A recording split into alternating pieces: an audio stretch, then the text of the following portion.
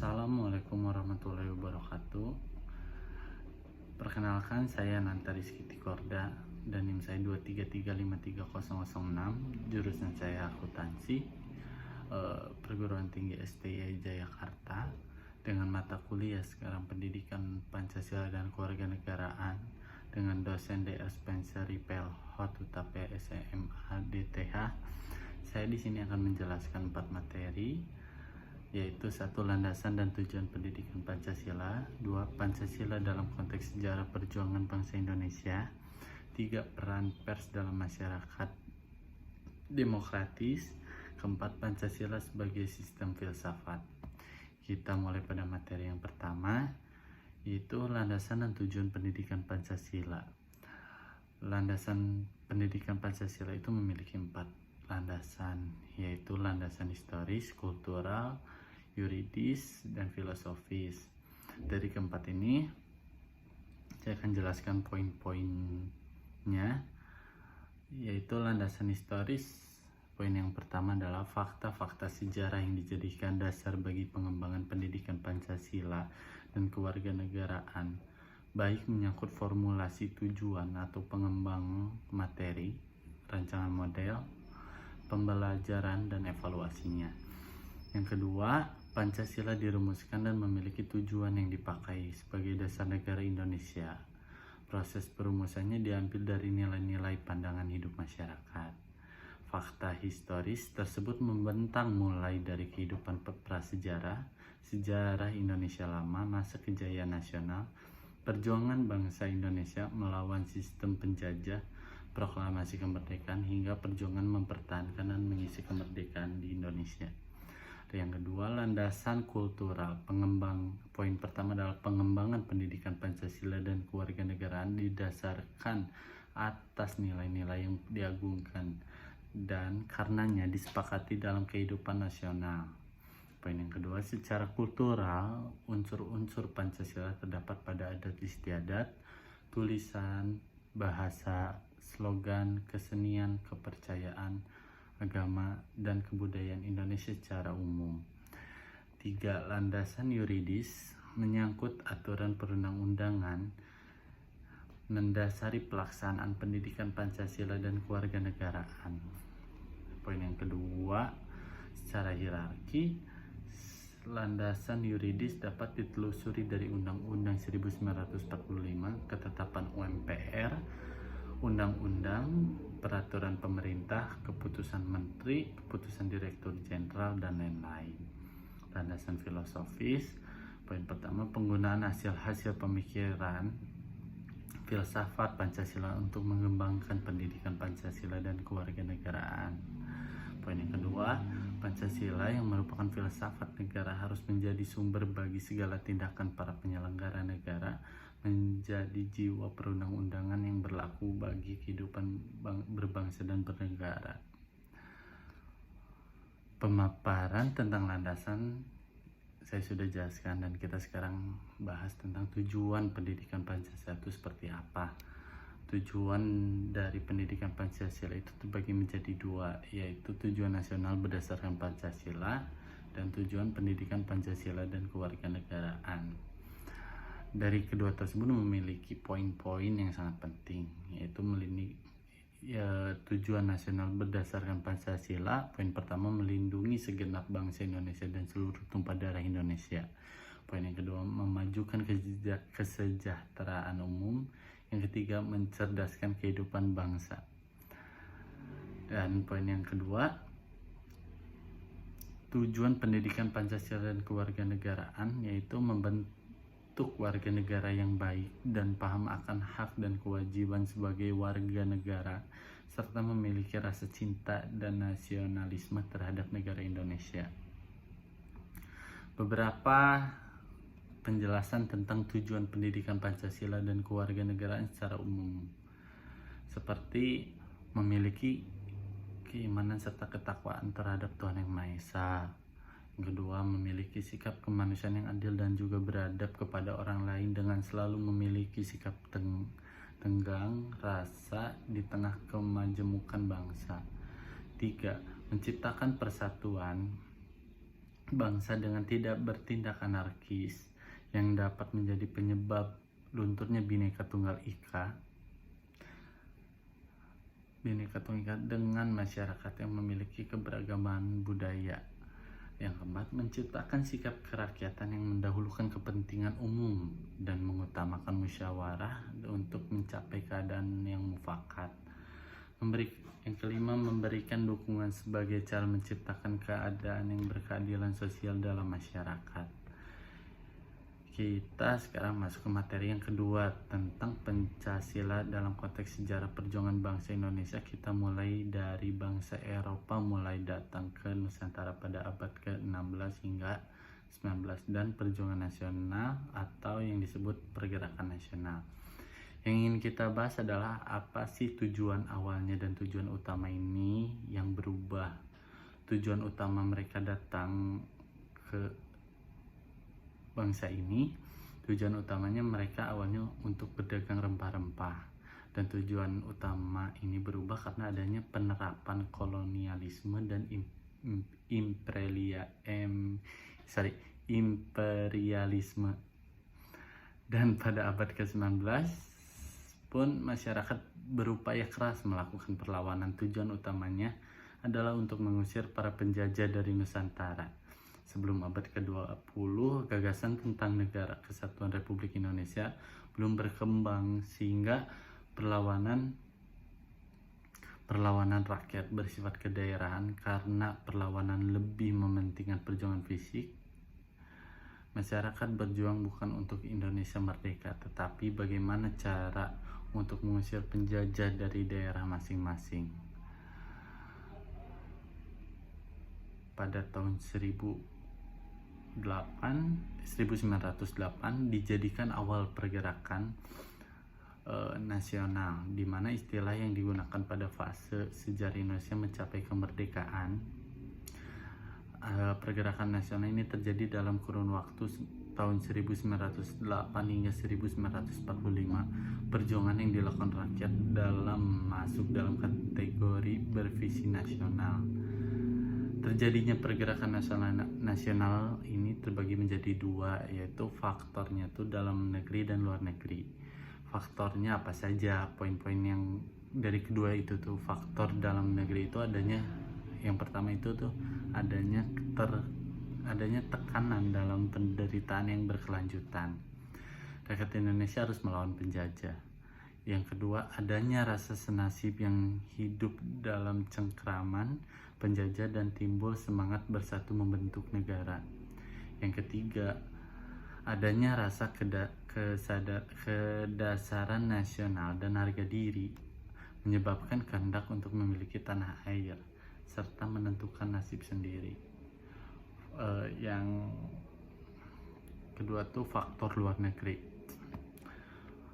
Masuknya paham liberalisme dan human rights, dan yang kedua, diterapkan pendidikan sistem barat dalam pelaksanaan politis etis pada tahun 1902 sehingga menimbulkan wawasan luas bagi pelajar Indonesia.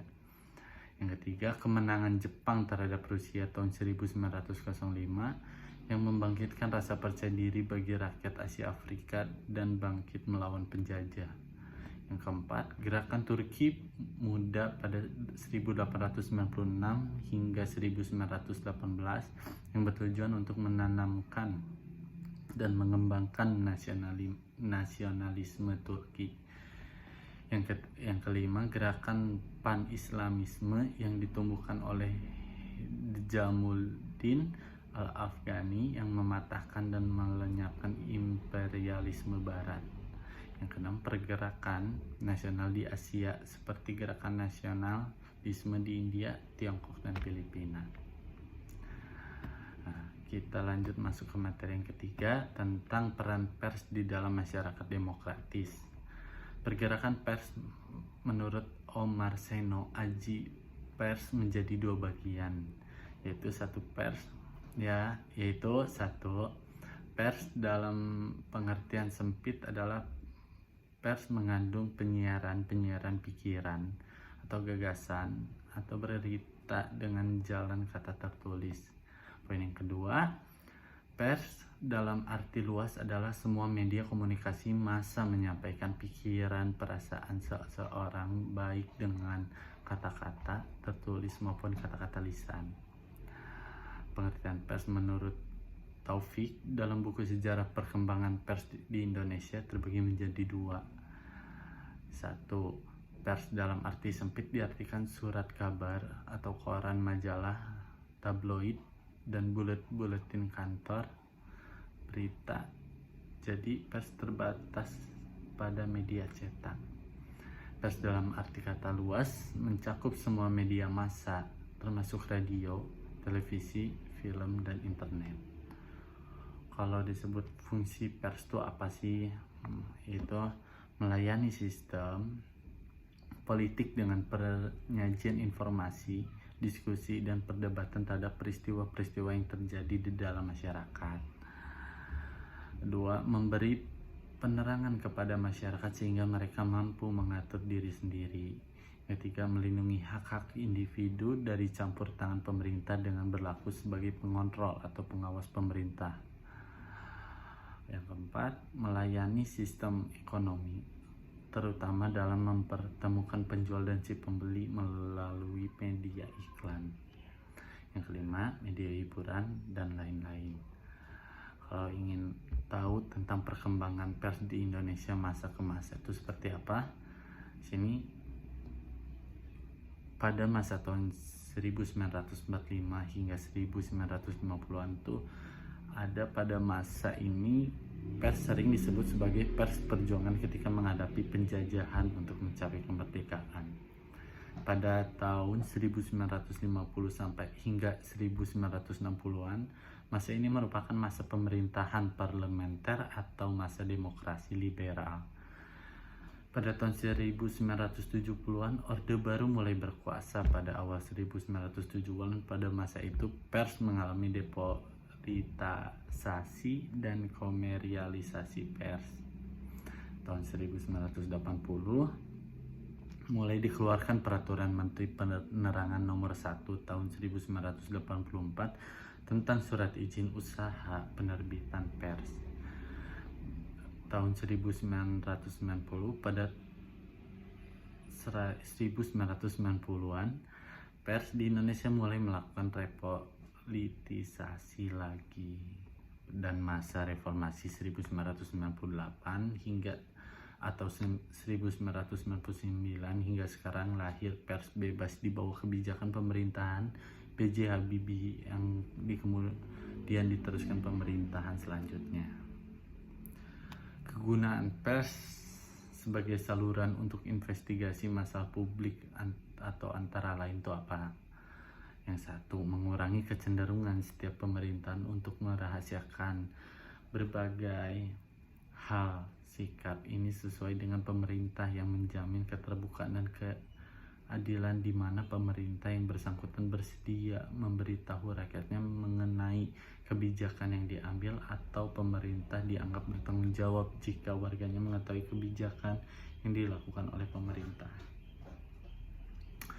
Yang kedua, warga negara memiliki sarana yang independen untuk menerima dan menilai kebijakan resmi yang dikeluarkan. Jadi, tingkat kebebasan pers setiap negara berdasarkan Universal Declaration of Human Rights ada 3, yaitu satu, lingkungan human berkaitan dengan peraturan yang dapat memengaruhi pemberitaan media massa seperti kecenderungan pemerintah yang menggunakan hukum dan lembaga-lembaga hukum untuk membatasi media. Yang kedua, lingkungan politik adalah tingkat kontrol politik pada pemberitahuan media massa, termasuk dalam kategori ini misalnya independensi editorial media milik swasta dan milik pemerintah, akses terhadap informasi berserta sumbernya, lembaga sensor atau sensor sendiri, kebebasan reporter memberitakan sesuatu secara bebas tanpa gangguan. Yang ketiga, lingkungan ekonomi termasuk struktur atau pemilikan media, transparansi, konsentrasi kepemilikan, biaya untuk mengembangkan media seperti biaya produksi, distribusi, pemotongan pajak, iklan atau subsidi dari pemerintah atau swasta, dampak korupsi dan penyuapan, dan tingkat situasi ekonomi dari satu negara yang memengaruhi pengembangan media. Fungsi Dewan Pers yaitu meliputi: 1. Melindungi kemerdekaan pers dari campur tangan pihak lain. Yang kedua, melakukan pengkajian untuk pengembangan kehidupan pers. Yang ketiga, menetapkan dan mengawasi pelaksanaan kode etik jurnalistik. Yang keempat, memberikan pertimbangan dan mengupayakan penyelesaian pengaduan masyarakat atas kasus-kasus yang berhubungan dengan pemberitaan pers. Yang kelima, mengembangkan pers antara pers, masyarakat, dan pemerintah.